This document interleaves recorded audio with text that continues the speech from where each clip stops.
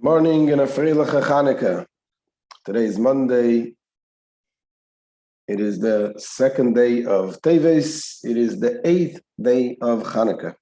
Not every year the second day of Teves is the 8th day of Chanukah, but this year, being that we had 2 days Rosh Chodesh, therefore it is the 8th day of Chanukah. Some years it comes out the 7th day of Chanukah. The 8th day of Chanukah, of course, is called Zois Chanukah. This is when we have the entire menorah lit. It is a very special day for brachas. And indeed, we're here now by the oil, Met Hashem. After the Shir, we'll go into the oil and ask the Rebbe for the brachas. And the Rebbe always says we should light the menorah on the 8th day, or obviously without a bracha, but to continue to increase, to bring the light of the Chanukah for the rest of the year. So we continue in chapter 4 in the Tanya, where the Alter Rebbe explains about the garments of the soul, the garments of the godly soul. Usually we say garments is secondary to the person himself. The person, the neshama, the soul of the person, the emotions of the person. What is the garments of the soul? The garments is the thoughts, the speech, and action. Those are considered garments because this is part of the way the soul, the way the person reacts, has a connection with the outside world. Although the thought is something more to himself, but also it's already something that is like a garment that you can change, you can put on, and can take off. You can decide what to think, what not to think. You can decide whether to talk and whether not to talk. You can decide whether to do something or not to do something. So these are garments. And garments are only expression of the person. This is the way you express yourself. To thoughts, you express yourself to yourself. But it's also helping you to be able to develop the speech, the way to express yourself to others, and certainly action.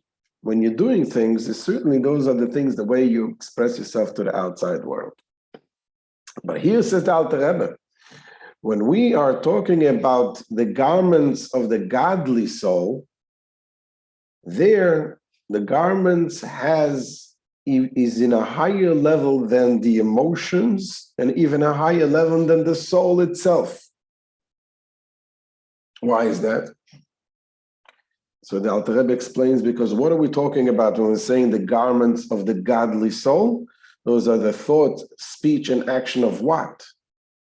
Of the Torah, of the mitzvahs. And it says, the Torah and God, says in the Zohar, is one. You cannot separate between God and his Torah. It is the very essence of the Torah, which is one with God.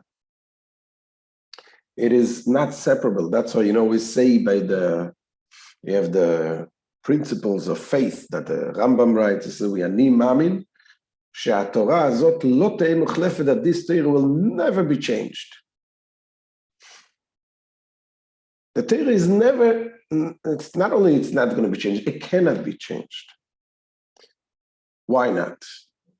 Why can't the Torah be changed? What if God decides one day, okay, I gave you a Torah, now I want to give you a no Torah. What's wrong with that? The thing is, if you understand what is the Torah, that the Torah is God's wisdom, the very essence of Hashem. So therefore, since you cannot change God, you cannot change the Torah. God is connected with the very essence of Hashem. So that's why we know that when you have the garments of the godly soul, elevates the soul even to a higher level than the soul itself. And certainly than the emotions. And that's why it is so important, the emphasis on doing the actual mitzvahs, on studying the Torah, versus a person who feels spiritual. If you see two people, one person studies about the Kabbalah, studies about the greatness of Hashem, and he's so emotionally involved and intellectually involved, and he gets so excited about the greatness, all the different levels what he studies. But when it comes to put on tefillin, he doesn't do it. And then next to him, you have another person who doesn't know much about greatness, about the spiritual levels, but he takes a pair of tefillin and puts on tefillin. Who is more connected? Who has the real connection with Hashem? You would think that the person who is really involved and inspired and excited and emotionally involved, you would think that this is a person that is connected to Hashem. But the truth is, the person that does the actual mitzvah or studies the Torah inside, the words of Hashem, he is the one that is connected. Of course, if you do both, that's even better. That means that you take the actual mitzvah and you're involved in it also the excitement, the emotions, the feelings, then you bring the godliness into every part of you. This is the idea of the Hanukkah, candle of Hanukkah. You bring it to the outside, to the darkness, to illuminate every part of the darkness. So now the Alter Rebbe is going to explain in today's lesson that this is why the Torah is compared to water. What's the connection between the Torah and water? It says, the Gemara says, the Medrash says, that the Torah nimshal alamayim. The Torah is compared to water. So what is the connection between the Torah and water? So I want to share with you, before we start the Tanya, the way the Alter Rebbe explains his explanation, what the connection between Torah and water. We'll first read part of the Medrash, what it says, what is the connection between the Torah and water, and brings a list of different things. I'm going to look at inside.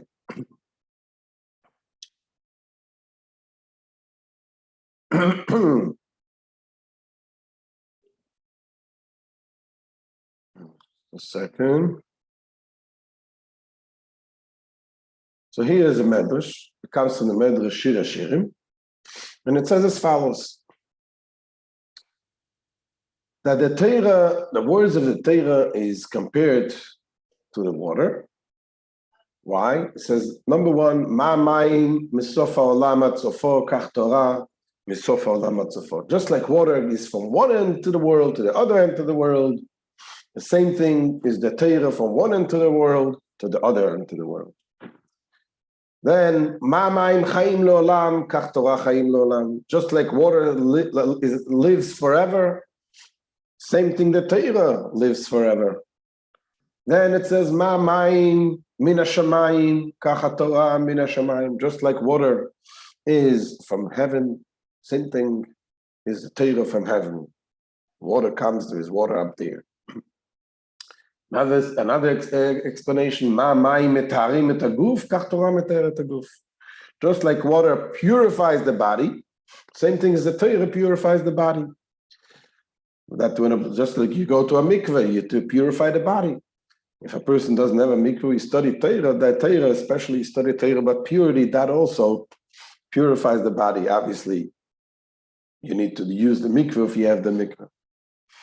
Then it goes on, it says, Ma mayim yodim tipim tipim, v'na'asim gechalim gechalim, kach Torah adam lomed shtei halachot hayom, shtei lemachar, ad shena'aseh kenachal neveah.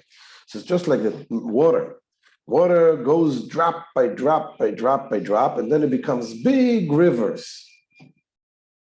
The same thing, the Torah, you learn a little bit, 2 halachas today, 2 halachas tomorrow, until you become a big river with the knowledge of the great Torah.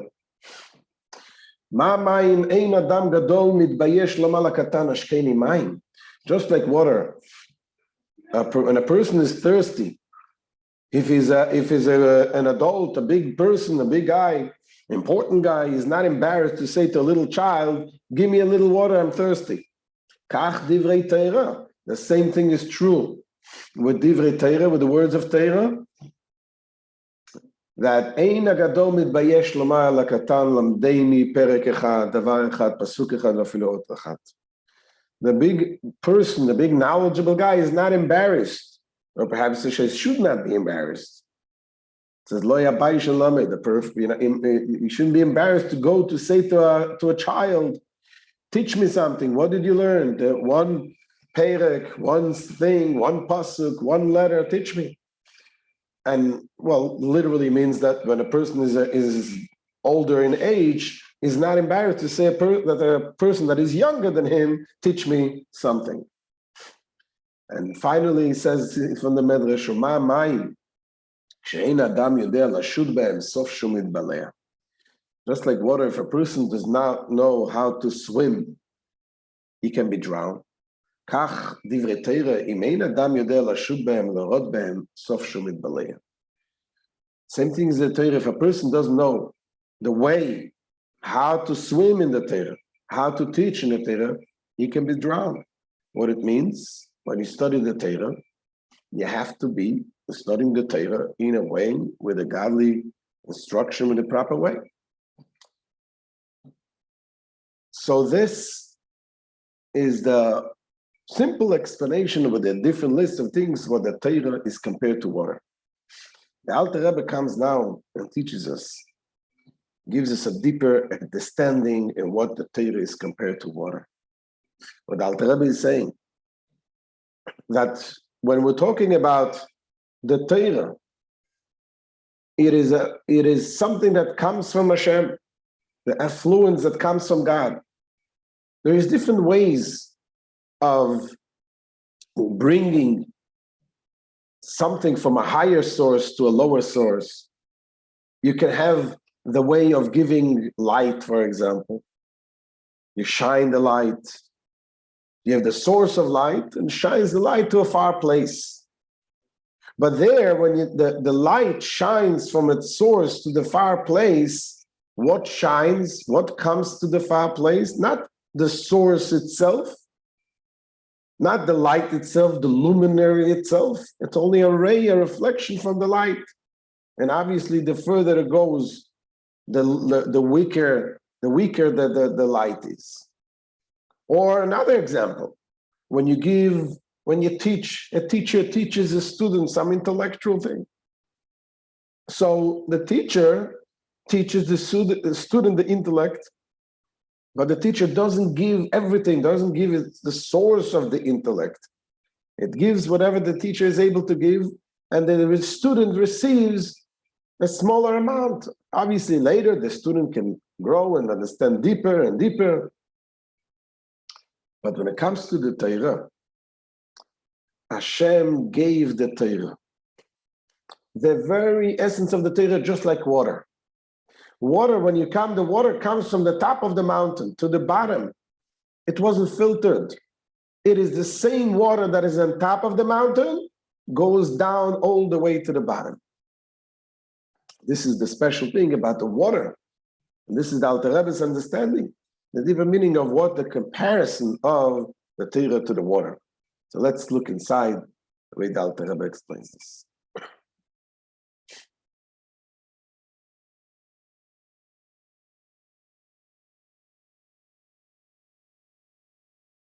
Said the Alter Rebbe v'lochein, and therefore nim shelo ha-Torah l'mayim. The Torah was compared to water. Ma mayim yordu mimokem gavoya lemokem namuch. Just as water descends from a higher level to a lower level, kach ha-Torah yordu mimokem kvoida. Just as we find in the analogy of water, so has the Torah descended from its place of glory, meaning the lofty spiritual plane, which is its source. What is the source of the Torah? Which is this original state, is it's God's will and wisdom.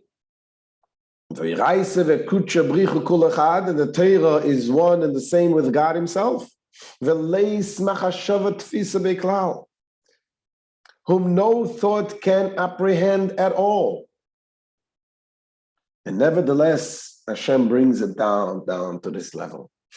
And from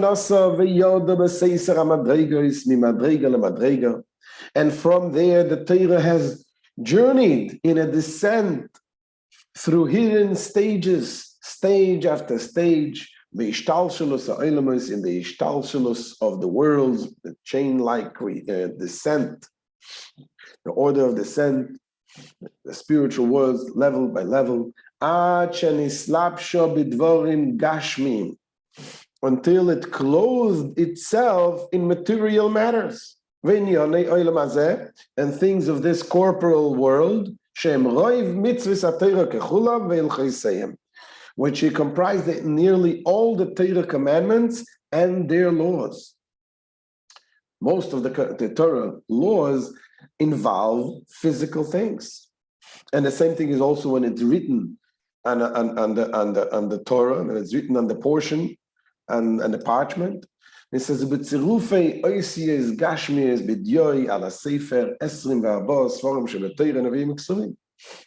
the Torah clothe itself in the material object with which the mitzvahs are performed, and also the physical letter combination written with ink in a book, meaning on the scroll, namely the 24 books of Torah, Nevi'im, Ksuvim, the Tanakh, Kedei shete'ei kol machashava tefisa b'hem, and the Torah underwent this great descent. Why? For us, so that we connect to it, so that every human thought be able to grasp them, and so that even speech and action, אפילו בחינת דיבור ומחשבה, דיבור ומעשה, שלמטה ממדרגת מחשבה, תפיסה בהם ומסלבשת בהם. Even the speech and action which are on a level lower than thought, be able to grasp God's will and wisdom and clothe themselves in them. And once we are clothed in the Torah, the connection, the bond between the person and the Torah is a complete bond. It says, "Me'achar she'aTorah mitzveiseha malbishim kol eser b'chinis hanefesh v'chol tayag ivoreh meroisha v'ad raglo." Now, since the Torah and its commandments clothe all 10 faculties of the soul and all the soul's 613 organs from head to foot, from the highest level to the lowest level,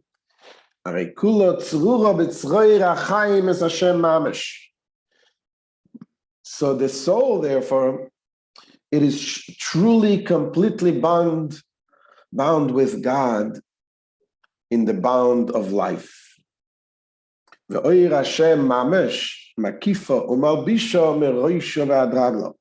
And the very light of God envelops and clothes it from head to foot. And it brings two verses. One verse that says, so it is written, God is my rock in whom I take refuge.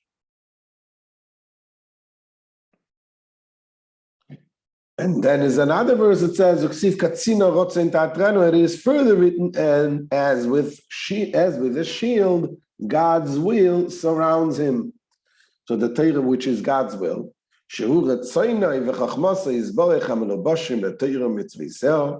meaning his will and wisdom that are clothed in Torah and its commandments.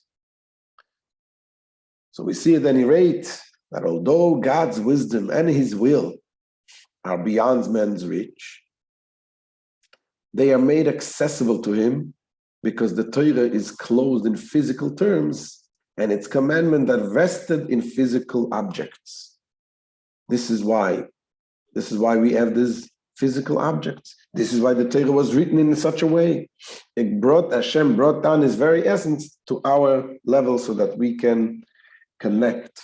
And that is why the garments are greater than the soul itself. And this is the comparison from the Torah to water. So this is the end of today's shir. As I said, also I'm here by the Ohel, and anyone can send me. Best thing is through the WhatsApp.